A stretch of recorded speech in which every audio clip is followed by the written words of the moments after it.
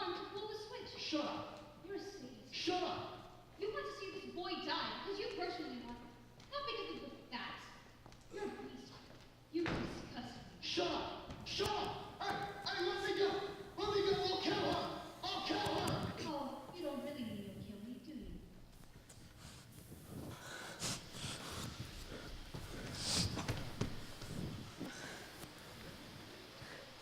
Is there anything wrong? I heard a noise. No. No, there's nothing wrong. You can take that back. We're finished with it. Well, what are you looking at? I don't see why we have to behave like children here. Nor do I. We have a responsibility. This is the remarkable thing about democracy, that we are... What is the word? Notified. That we are notified by mail to come down to this place and decide on the guilt or innocence of a man we have not known before. We have nothing to gain or lose by our verdict. This is one of the reasons why we are strong. We should not make it a personal thing. Thank you very much. Why do you thank me? We forget. It's good to be reminded. I'm glad we're going to be civilized about this. Well, we're still nowhere. No, we're somewhere, or getting there, maybe. Maybe. Who's got an idea? I think we should maybe try another vote. Miss Foreman? It's all right with me. Anybody doesn't want to vote. Well, let's vote. Yes, vote. All right, let's do it. I want an open ballot. Let's call out our votes. I want to know who stands where. That sounds fair. Anyone object? All right, I'll call off your jury numbers. I vote guilty. Number 2. Not guilty. 3. Guilty. 4. Guilty. 5. Not guilty. 6. Not guilty. 7. Guilty. 8. Not guilty. 9. Not guilty. 10. Guilty. 11. Not guilty. 12. Guilty. That's 6 to 6. I'll tell you something. The crime is being committed right in this room. The vote is 6 to 6. I'm ready to walk into court right now and declare a hung jury. There's no point in this going on anymore. I'd like to know why you changed your vote. And why you changed your mind. And why you did. There are 6 people in this room who think we may be turning a murderer loose in the streets. Emotion won't do. Why? It would seem that the old man did not see the boy run downstairs. I don't think it likely that the old man heard the boy scream, "I'm going to kill you." Old men dream. And if the boy did scream that he was going to kill, we have the authority of this man to prove that he might not really have meant that he was going to kill. Why don't we take it into the judge and let the kid take his chances with 12 other guys? 6 to 6. I don't think we'll ever agree on anything. Well, it's got to be unanimous. And we're never going to convince her. At first, I was alone. Now 5 others agree. There's a doubt. You can't ever convince me that there's a doubt because I know there isn't no doubt. I'll tell you what. Maybe we are a hung jury. It happens sometimes. We're not going to be a hung jury. But we are. Right now, a perfect balance. Let's take it into the judge.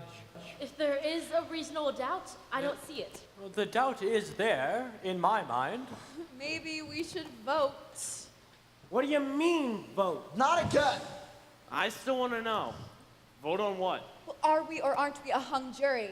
You mean that if we vote yes, we are a hung jury, or no, we aren't a hung jury? That's just what I was thinking of. We can't even agree about whether or not the window should be open. Let's make it a majority vote. The majority wins. If 7 or more of us vote yes, that we are a hung jury, then we'll take it into the judge and tell her we are a hung jury. Right, and if 7 or more vote no, then we aren't a hung jury and we go on discussing it. It just doesn't seem quite right to me. It's the only solution. I agree. It's the only way. Anything to get this over with. Are we agreed then? 7 or more vote yes, and we take it in to the judge. Let's call out our votes. I vote yes. We're a hung jury. 2. No. 3. Yes. 4. Yes. 5. No. 6. No. 7. Yes. 8. No. 9. No. 10. Yes. 11. No. 12. Yes. Oh no. 6-6. Oh, we can't even get a majority to decide whether or not we are a hung jury. I went along with the majority vote on this question, and I didn't agree with voting that way. Not really. And I still don't. So I'm changing my vote. I say no, we're not a hung jury. I believe the boy is guilty beyond a reasonable doubt. And there are some things I'd like to find out from those people who changed their minds. Then we aren't a hung jury, so we go on. Good. We go on. Why did you change your mind? She seems so sure, and she has made a number of good points. Well, he only gets mad and insults people, and Does the anger and the insult change the guilt of the boy? He did do it. Are you going to turn a murderer loose because a juror gets angry when he thinks a murderer is being turned loose? that's true, but There is a doubt. I don't think so. The track is straight in front of the window. Let's take that point. So the L train would have made a low rumbling noise. L trains screech when they go around curves, so the old man could have heard a scream, which is high-pitched. And it is a tenement, and they have thin walls. Good. Good. That's it. And what if the old man was wrong about the time it took him to get to the door, but was right about whom he saw? Please remember that there weren't any fingerprints on the knife. And it is summer, so gloves seem unlikely. Now I want you people to listen to this lady. She's got the goods. And it may have taken a few seconds to get a handkerchief out and wipe the fingerprints away. This is a point. Why don't we just time this one to see? Just what are we timing? Yes, let's be exact, please. I'm saying that the old man downstairs might have been wrong about the time it took him to get to the door, but that he was right about whom he saw running down the stairs. Now, it may have taken the murderer about 39 seconds to wipe away all the fingerprints and get down to the place where the old man saw him. The boy, that is. This is right. We reconstructed the old man getting out of bed and going to the door, and we timed that. Now let's reconstruct the actual crime. As well as we can reconstruct it. I think a murderer could use up 30 or 40 seconds pretty easily at that point. Let's reconstruct the killing. Yes, let's. Here. You do the stabbing. No, I'll do it. Hey, how about you be the one to get stabbed? You're younger than I am. And don't forget, you take 1 second to fall. And the body was found on his side. So fall and roll onto your right side. If someone hates another person enough to kill them, don't you think it's reasonable to assume the murderer would look at his victim for a second or two? Divorce yourself from this particular case. It's just human nature. Yes, it seems reasonable. Hey, wait a minute. He falls and he ends up on his right side. The father did. But stabbing someone isn't like shooting them, even when it's right in the heart. The father would have worked around for a few seconds, lying there on the floor, writhing maybe. That's quite possible. He would have had enough oxygen in his system to carry him for 2 or 3 seconds, I should think. Wouldn't the father have cried out? Maybe the kid held his mouth. That also seems possible. There's another point we might bring out. Anyone who is clear enough mentally to wipe the fingerprints away after murdering someone, well, that person is also clear enough mentally to look around the apartment, or the room in this case, to see if there are any other clues. It would just be for a second or two, I should think, but still he would look around. This gets better and better. We're trying to make it clear. One does not talk about quality when murder is involved. Well, let's do it. About this on the fingerprints. Now, the boy wiped the fingerprints off the knife. Well, what about the doorknob? See, if I saw a man coming into my home, a man that hated me, and he was wiping the doorknob with a handkerchief as he came in, it would give me an uneasy feeling. So, the doorknobs must have been wiped after the killing, and this too would take some time. You timed the last one. Why don't you time this one too? all right. Stamp your foot when you want me to start. Do you have a handkerchief there, Sarah? I want the hand to be at 60. It's okay. Shut up. He just wants it to be accurate. I'm going to kill you. Ah! Ah! Ah! Ah! there is reasonable doubt. Maybe he didn't see it. You know what? Maybe he didn't see it. Maybe he didn't see it. But the woman across the yellow tracks, she saw it. The family across the hall heard the argument going on. How could they do that? There wasn't He would have wiped both doorknobs. They heard it earlier in the morning. Had an argument. Have you ever gotten in an argument with your kids? Stopped. 20, 25, 29, about 29 seconds and a half, I'd say. And whoever did murder the man, and I think it was the kid, still had to run down the hall and down a flight of stairs. At least one flight of stairs. Hey, you see? You see? The old man downstairs might have been wrong on the time, but in view of this, I think it's reasonable to assume that he did see the kid run downstairs. So now both time sequences check.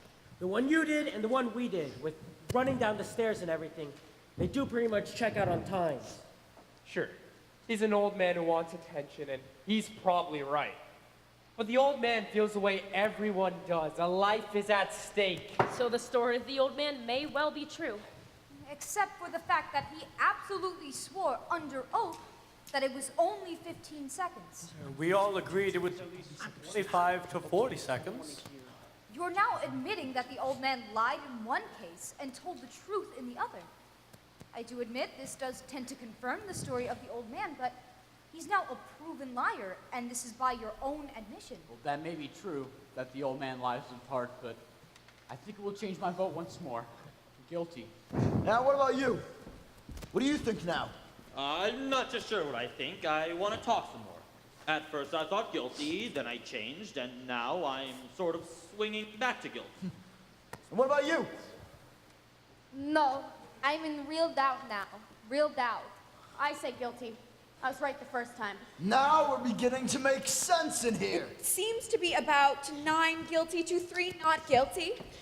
One more question about the old man downstairs. How many of you live in apartment buildings?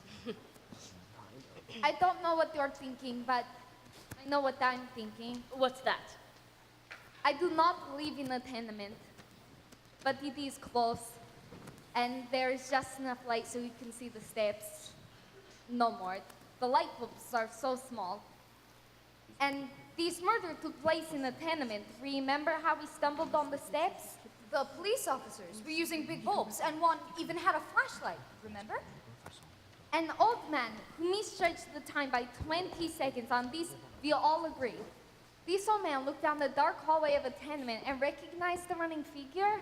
He was 100% wrong about the time. It took twice as long as he thought. Then could not the old man be 100% wrong on who he saw? That's the most idiotic thing I've ever heard of. You're making that up out of thin air. We're a hung jury. Let's be honest about it. Do you truly feel that there is no room for reasonable doubt? Yes, I do. I beg your pardon, but maybe you don't understand the term reasonable doubt. What do you mean I don't understand it? Who do you think you are to talk to me like that? How do you like this lady? She comes over here running for her life, and before she can even take a big breath, she's telling us how to run the whole show. The arrogance! Nobody here is asking where anyone came from. I was born right here. Or where your father came from. Maybe it wouldn't hurt us to take a few tips from the people who come running here. Maybe they learned something we don't know. We're not so perfect. Please, I am used to this. It's all right, thank you. It's not all right. Okay, I'm sorry. Is that what you wanted me to say? That's what I wanted you to say. All right. Now let's stop the arguing. Who's got something constructive to say? Well, there's something that's been bothering me a little. This whole business about the stab wound, the downward angle, you know. Oh, don't tell me we're gonna start that. They went over and over it in court. I know they did, but I don't go along with it. The boy is 5 feet 8 inches tall. His father was 6 feet 2 inches tall. That's a difference of 6 inches. Well, it's kind of an awkward thing to stab down into the chest of someone who's half a foot taller than you are. Look, if you're not gonna be satisfied until you see it again, I'm gonna give you a demonstration. Somebody get up. Okay? Now watch this. I don't want to have to do it again. Is that 6 inches? That's more than 6 inches. All right. Let it be more.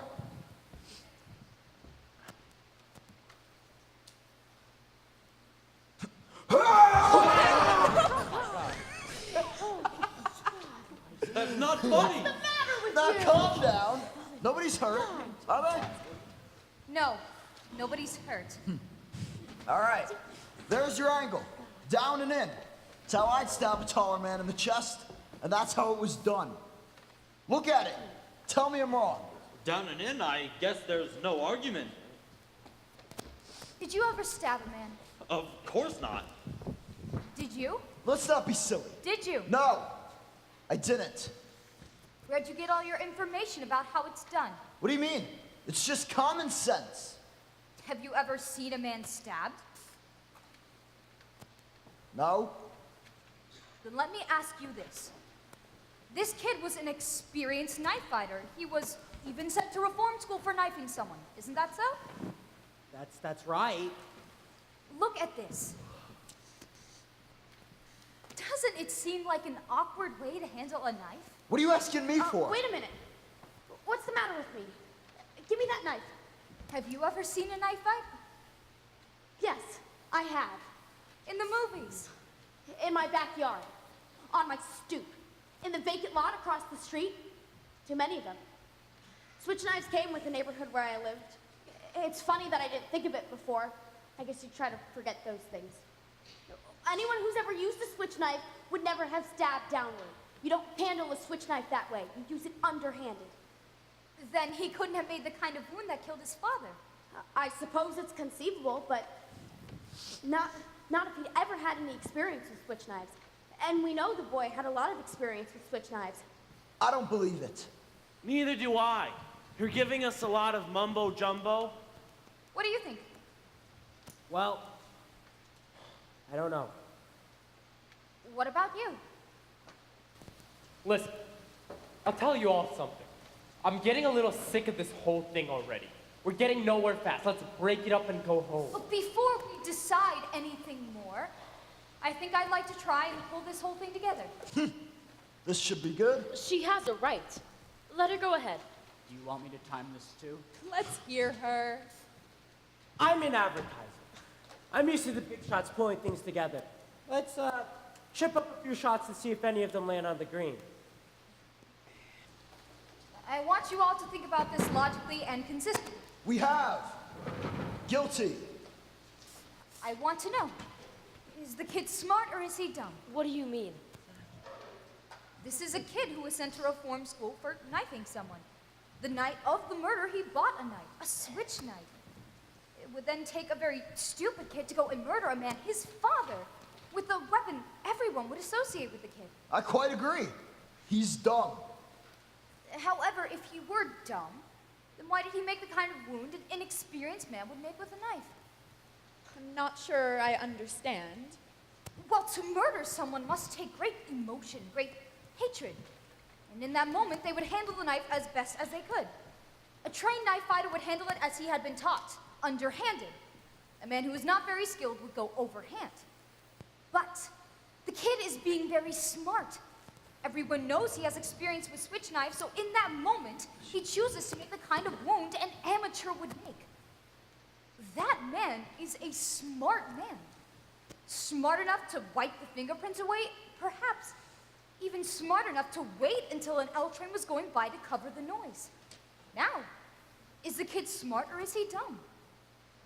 Wait. The woman across the L tracks saw the murder through the L train, so someone in that L train could have seen the murder. A possibility, but no one did that we know of. It would take an awfully dumb man to take that chance, committing a murder as the train went by. Exactly. A dumb man, a stupid man, a man swept by emotion. Probably. He heard nothing. He probably didn't even hear the train coming by, and whoever did murder the father did so as best as he could. So? The kid is dumb enough to do everything. to associate himself with a switch knife murder. And then the moment after the murder, he becomes smart. The kid is smart enough to make the kind of wound that would lead us to suspect someone else, and yet, at the same instant, he's dumb enough to do the killing as an L train is going by. And then not a moment later, he's smart enough to wipe the fingerprints away. To make the boy guilty, you have to say he's dumb from 8 o'clock until midnight, and then midnight he's smart for a few seconds, then dumb for a few more, then smart, and then once again he becomes stupid. So stupid, he doesn't even think of a good alibi. Now, is the kid smart or is he dumb? To say he's guilty, you have to toss his intelligence like a pancake. There is doubt, doubt, doubt. I hadn't thought of that. And the old man downstairs, on the stand, he swore that it was 15 seconds. He insisted on 15 seconds, but we all agree it must have been almost 40 seconds. Well, does the old man lie for half of the time and tell the truth for the other half? For the kid to be guilty, he must be dumb then smart, then dumb then smart, and so on. And also for the kid to be guilty, the old man must be a liar one half the time and tell the truth the other half of the time. You can reasonably doubt.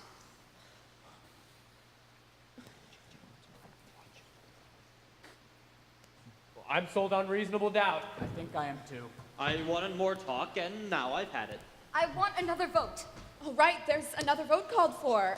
I guess the quickest way is a show of hands. Anyone object? All those voting not guilty, raise your hands. 9. All those voting guilty. The vote is 9-3 in favor of acquittal. I don't understand you people. How can you believe that trash is innocent? Look, you know how those people lie. I don't have to tell you. They don't know what the truth is. And let me tell you, they don't need any real reason to kill someone either. You know, they get drunk, all of them, and bang, someone's lying in the gutter.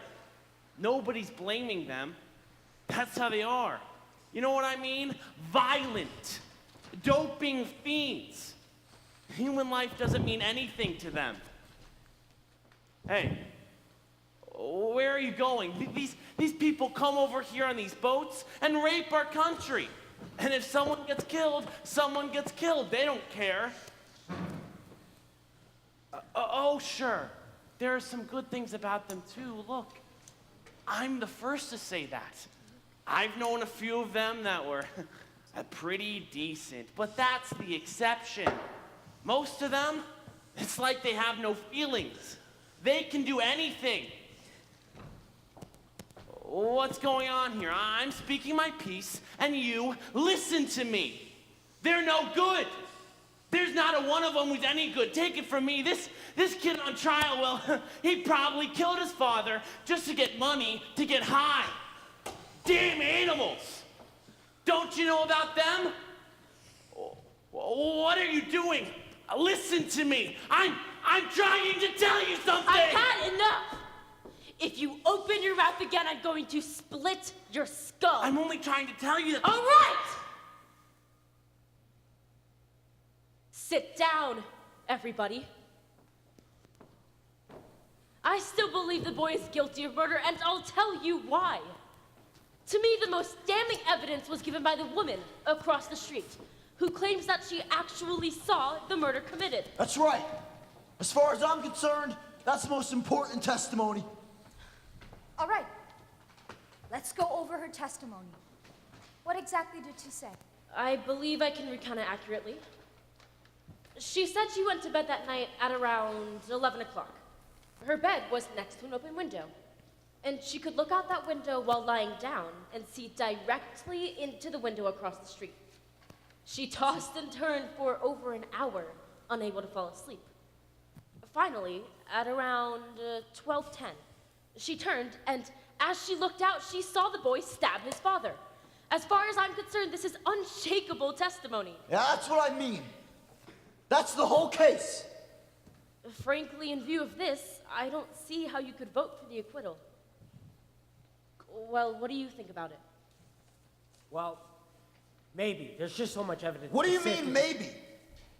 She's absolutely right. You can throw out all the other evidence. That was my feeling. I don't deny the validity of the points that she has made. Shall we say that on one side of the tracks there is doubt? But what about the story of the woman? She saw it. What time is it? 10 minutes of 6. Oh, you don't suppose they'd let us go home early and finish this in the morning, would you? I got a kid with the mumps. Not a chance. Can't you see your watch without your glasses? Not clearly. Glasses are a nuisance, aren't they? Well, what do you do when it's nighttime and you wake up and you want to know what time it is? I put my glasses on and I look at the clock. Oh, I just lie in bed and wait for the clock to chime. My father gave it to us when we married, my husband and I. It was 10 years before we had a place to put it. Do you wear your eyeglasses to bed? Of course not. Nobody wears eyeglasses to bed. The woman who testified she saw the killing wears glasses. What about her? Does she wear glasses? Of course, the woman wore bifocals. I remember these very clearly. They looked quite strong. That's right, bifocals. She never took them off. Funny, I hadn't thought of that. I think it's logical to say she wouldn't wear her glasses to bed, and I don't think she put them on to glance casually out the window. She testified that the killing took place the instant she looked out, and the lights went out a split second after that, so she wouldn't have had time to put on her glasses then. Now, maybe the woman honestly thought she saw the boy kill his father. I say she only saw a blur. How do you know what she saw? Maybe she's farsighted. How does she know all these things? Is there anybody here who still thinks there isn't a reasonable doubt? I will always wonder, but there is a doubt. I think he's guilty. Does anyone else? No, I'm convinced now. There is a reasonable doubt. You're alone. 11 votes not guilty. 1 guilty. I don't care whether I'm alone or not. I have a right. Yes, you have a right. So? I told you, I think the kid's guilty. What else do you want? Your arguments. I gave you my arguments. We're not convinced. We're waiting to hear them again. We have time. Listen to me. What's the matter with you? You were the one. You were the one who made all the arguments. You can't turn now. A guilty man is going to be walking the streets, a murderer. He's got to die. Stay with me. I'm sorry, but I'm convinced. I don't believe I'm wrong often, but I guess I was this once. There is a reasonable doubt in my mind. We're waiting. Hey, you're not going to intimidate me. I'm entitled to my opinion. It's going to be a hung jury. That's it. There's nothing we can do about that except hope one night, why, maybe in a few months, you might get some sleep. You're all alone. It takes a great deal of courage to stand alone.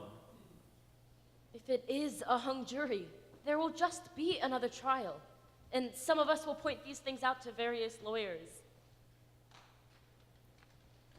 All right.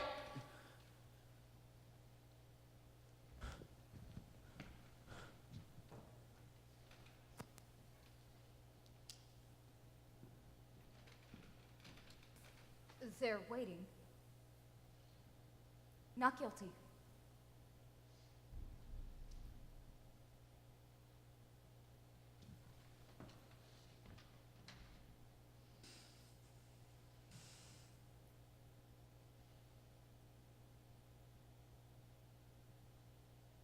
Not guilty.